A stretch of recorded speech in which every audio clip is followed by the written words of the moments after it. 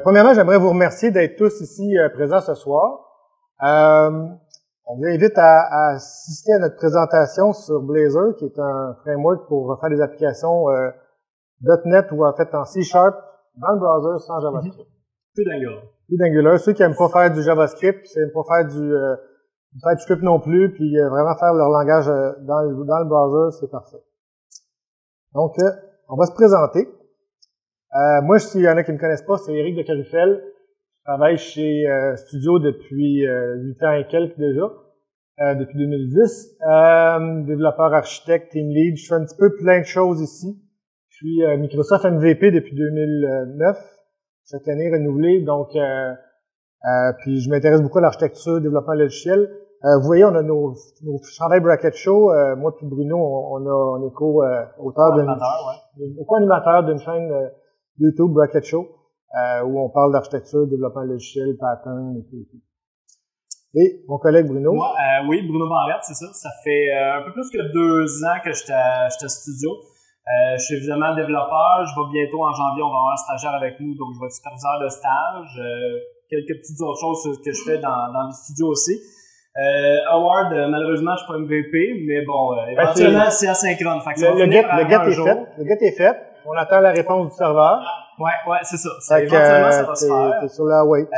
Contrairement aussi à Eric qui fait des conférennes depuis 13 ans? Depuis l'âge de 13 ans. Ma première conférence, je l'ai faite à l'âge de 13 ans dans un groupe d'usagers. Je parlais de langage Logo à l'époque. Puis depuis, j'ai fait une petite pause puis j'ai recommencé avec mon MVP et tout ça.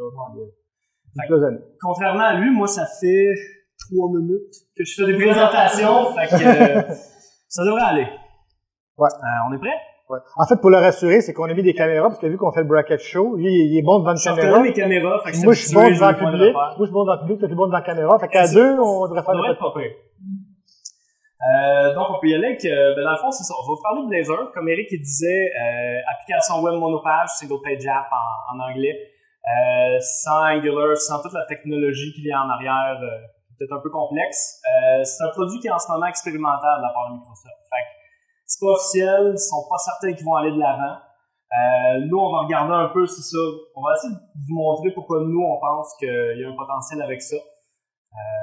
Donc, on va vous faire découvrir ça. On va y aller simplement au début. Bruno, pourquoi utiliser Blazor? Pourquoi? On parle d'un développeur full stack aujourd'hui qui connaît .NET parce qu'il fait son back-end en C# évidemment, Angular pour son front-end avec du TypeScript, JavaScript, des variables qui ont oublié de mettre une majuscule alors qu'il fallait mettre une minuscule. Des dates qui marchent pas super bien. Toute la belle joie de ce qui vient avec le front-end. Si on tombe avec Blazor, ben c'est .NET. Il n'y a rien d'autre. Il n'y a pas d'Angular, pas de TypeScript, pas de JavaScript. On parle de C# all the way avec Razor. D'ailleurs, Blazor, pour ceux qui ne savent pas, ça vient de Browser Eraser. C'est le nom original que Microsoft a trouvé. Donc, c'est un peu ça qu'on va voir aujourd'hui. Pourquoi on veut aller vers ça. Donc, pourquoi Blazor? Évidemment, c'est du vrai orienté objet avec des classes au niveau du navigateur. Donc, on n'a pas les pseudo-classes qu'on a avec TypeScript qui sont en fait juste redirigées vers du JavaScript. Au final, c'est jamais des fonctions dans le browser, comme si on l'avait fait en JavaScript, c'est juste que la syntaxe nous aide à faire quelque chose qui ressemble à des classes. Évidemment, on bénéficie du côté type-safe de C#. Donc, je parlais de la variable tantôt qu'on a oublié de mettre en majuscule ou en minuscule. Ben là, ça arrive pas parce que si ça passe pas au compilateur, ben ça se retrouve pas dans le browser. On met à profit toutes les compétences de nos développeurs back-end. Fait que finalement, on peut les prendre, là, les sorties du back-end, les ramener au front-end avec nous autres quand on a besoin de monde en avant parce que ça arrive souvent que c'est le front-end qui rush dans les projets.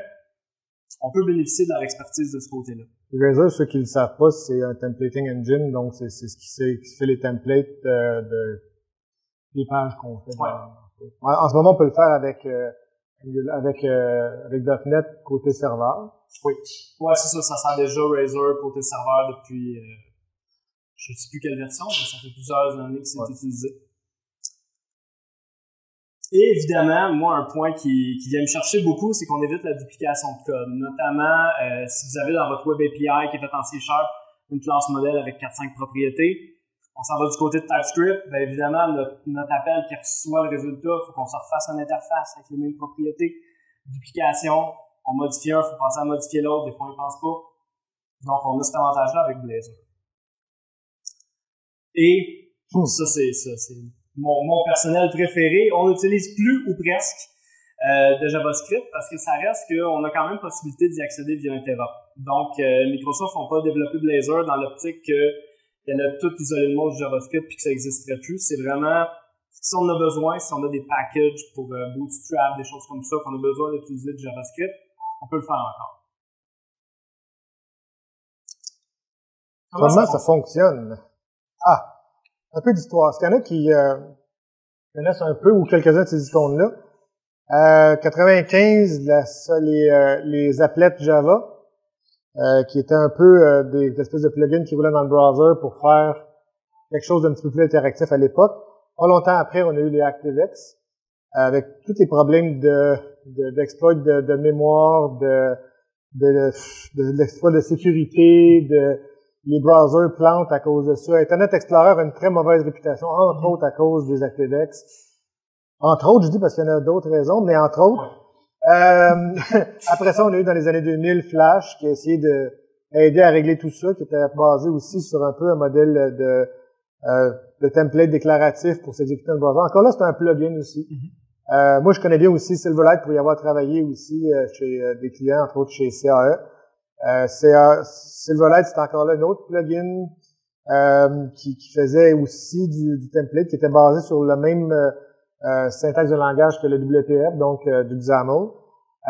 Puis ce Silverlight-là, il a fait un bout de temps. Puis quand les browsers ont commencé à fermer la porte un peu sur tout ce qui était plugin, parce que bon, ils s'apercevaient bien que c'est ça qui tuait. Il y a eu d'autres frameworks qui ont sorti, dont Dart de Google, qui est encore aujourd'hui actif. Moi, je le connais pas personnellement, mais je sais qu'il est encore utilisé.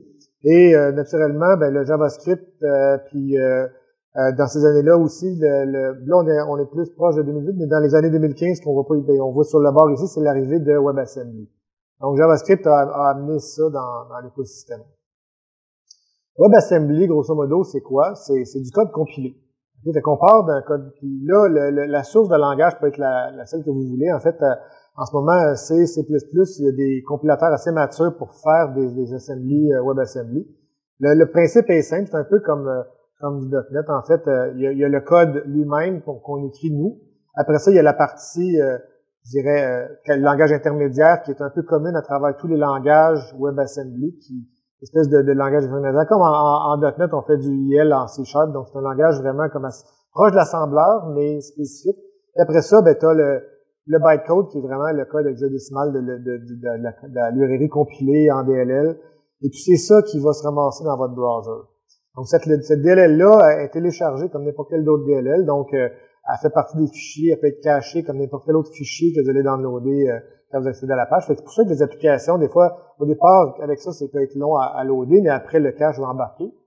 Donc ça, c'est le principe un peu général de c'est quoi WebAssembly. On arrive dans le fond avec comment ça fonctionne avec Blazor. C'est ça, on voit ici dans le fond navigateur, notre browser qui va rouler dans le fond le runtime de Mono. Mono qui est une plateforme qui évolue depuis plusieurs années, que les gens, un des fondateurs de Mono a parti Xamarin qui est maintenant avec Microsoft. Donc eux, ils ont amené Mono vers WebAssembly. Puis par la suite, c'est simplement que maintenant qu'on a Mono dans le browser avec WebAssembly, on peut avoir notre projet en C# en Razor qui est compilé vers la librairie .NET Standard. Ça marche avec Mono parce que c'est son target assembly. Aussi simple que ça au final. Il y a aussi une autre manière, on l'a pas mis en image, mais Blazor permet aussi de compiler en ahead of time, qui dans le fond permettrait de transformer votre projet au lieu d'une application, une librairie .NET DLL, le transformer en WebAssembly. Pour le moment, il n'y a pas de vainqueur entre les deux. Il y en a qui auraient pu penser que ahead of time ce serait plus rapide, mais les performances avec les petits DLL qu'on a avec .NET aujourd'hui, c'est assez comparable. Puis au final, le head of time est plus long à compiler, donc pas nécessairement un gain là-dessus. On ne sait pas encore si vraiment il y a une méthode qui va être supérieure entre les deux, mais pour le moment. Ça reste à voir aussi, parce que c'est encore une technologie expérimentale. Microsoft travaille à optimiser aussi la grosseur des DLL qu'ils vont livrer dans le browser, puis ils sont en train aussi de trouver des façons de juste compiler les bouts de librairie .NET qu'on a besoin dans le browser pour pas télécharger tout le framework à chaque fois. Donc, aller comme faire du pick and choose des choses qu'il y a besoin dans le framework. Donc là, on va aller voir. Non, vas-y, on va aller voir un peu ce qu'on peut faire en ce moment avec Blazor. Je suis allé un peu dans l'optique de comparer avec ce qu'on a avec Angular pour voir que c'est peut-être pas si différent que ça, mais qu'on a quand même certains petits edges, selon moi. Donc, là, j'ai pris l'exemple. Les exemples que vous voyez là, si vous partez un nouveau template dans Visual Studio de Angular ou de Blazor, c'est exactement le code que vous allez avoir. C'est un petit component pour aller chercher de la météo d'un fichier JSON à côté. Donc, stable bien standard côté Angular. On voit côté Blazor que c'est pas mal pareil. À part les ifs qui sont un peu différents, de ce côté-là, on n'a pas vraiment de différence à utiliser un ou l'autre. On reconnaît un peu le templating engine de Razor dans ça déjà. Oui. Donc, avec les for each, les commandes qu'on est capable de faire dans Razor aujourd'hui. Si on s'en va côté code, là, évidemment, le code en arrière de notre component qu'on voyait, qui va chercher à partir on a ici le get forecast, qui va chercher les résultats, qui les affiche à l'écran. Et évidemment, l'interface, comme on parlait tantôt, qui est en bas parce que on a besoin de répliquer le modèle qu'on avait dans le back-end. Là, ça, on s'entend, c'est du Angular, c'est du TypeScript. Et dans le browser, ça va s'exécuter en JavaScript. Si vous voyez le export class, si vous regardez le code qui est généré habituellement ça, sur les browsers, ça génère des fonctions, des choses comme ça. Puis ça a beau avoir l'air typé, mais il y a toujours moyen de tweaker la patente pour pas que ça le soit. Là. C'est un peu risqué quand même. Là, on tombe avec Blazor. Là, dans le fond, on a notre classe qui sert de code behind pour notre affichage. On voit qu'il y a l'injection qui est faite un peu différemment par rapport à Angular. On n'a pas l'injection par le constructeur en ce moment, ils l'ont pas développé. À mon avis, c'est quelque chose qui va venir éventuellement dans le roadmap, mais pour le moment, c'est via un attribut ou directement dans le CSHTML qu'on peut spécifier en haut de la page.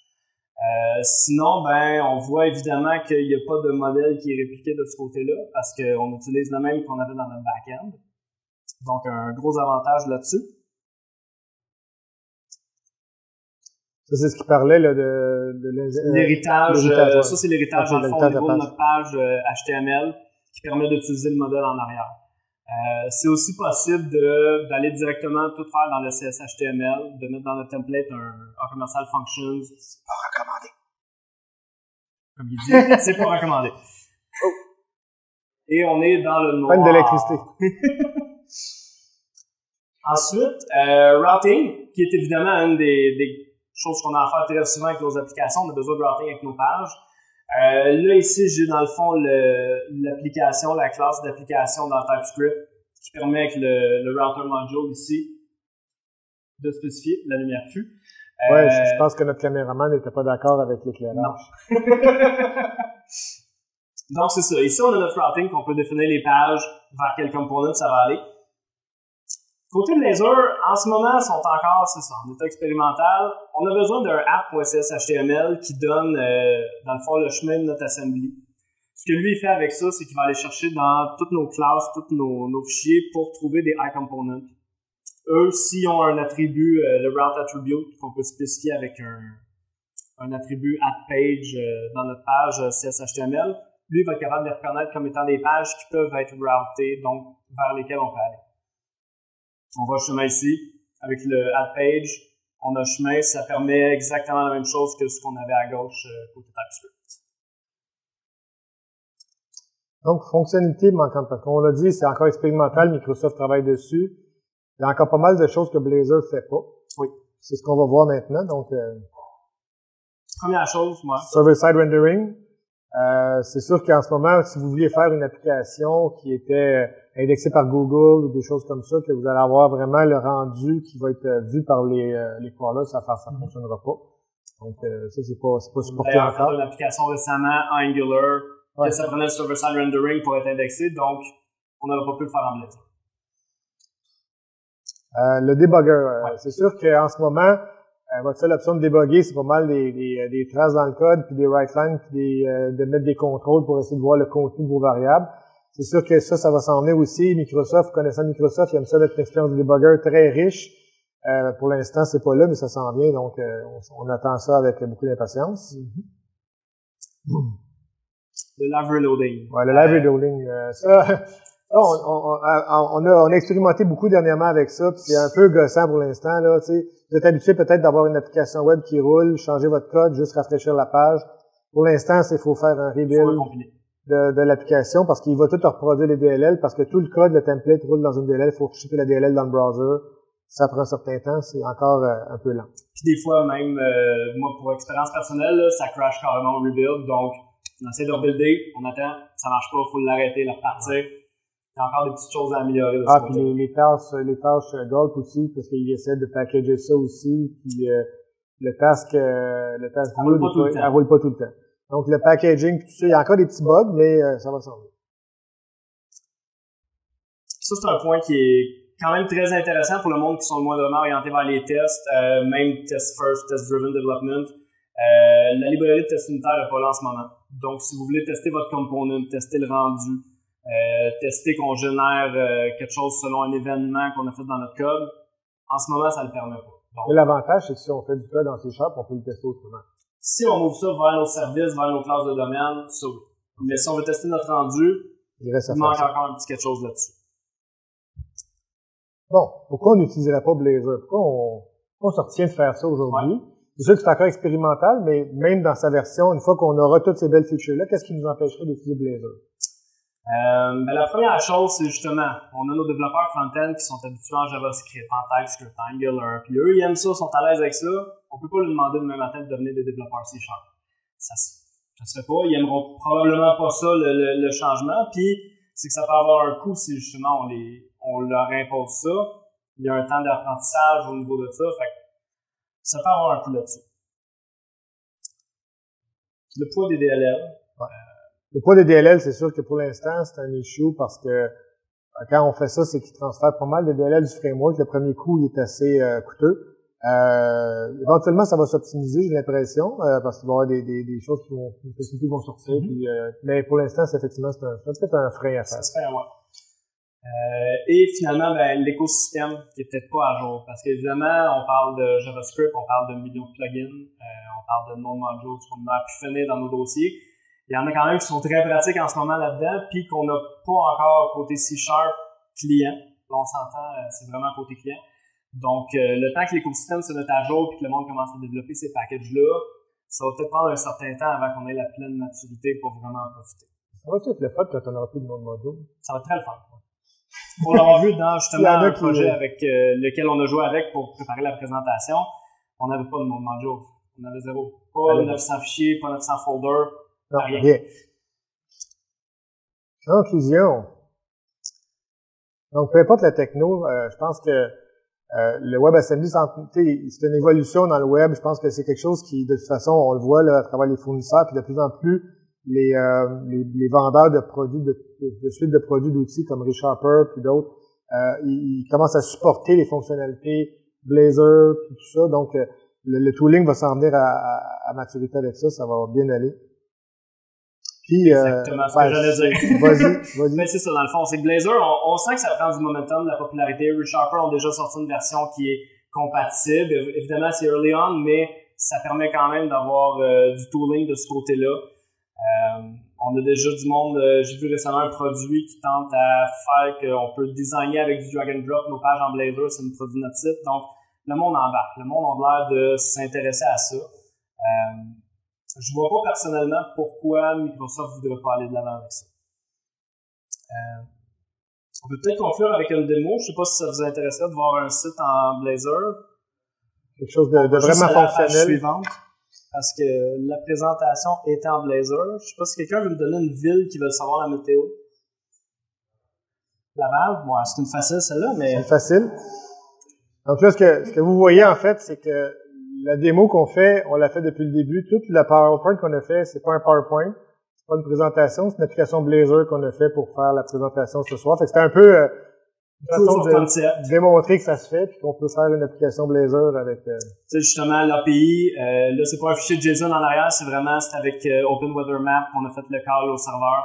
Donc, ça s'est tout fait côté client. Il n'y a rien qui a été fait dans le serveur là-dedans. Une belle preuve de concept. C'est ça, c'est ça. C'est la preuve qu'on voulait vous démontrer que c'était faisable de faire aujourd'hui une application Blazor. C'est Weather... C'est un Open Weather Map. C'est un Web API qui est disponible publiquement. Évidemment, ils ont des versions gratuites, des versions payantes, mais j'ai juste créé mon compte avec la clé. Je l'ai synchronisé en arrière, dans le fond, dans la page pour faire l'appel au serveur. On peut savoir si... Ça roule côté client. À Québec, comme il fait, aujourd'hui, c'est un petit peu plus froid qu'ici. Il neige. Ouais. Fait que, on est mieux ici. On est mieux ici. Donc, voilà. Merci tout le monde. Merci. Merci d'être venu. Puis on vous invite à continuer de jaser entre vous autres. Venez nous parler.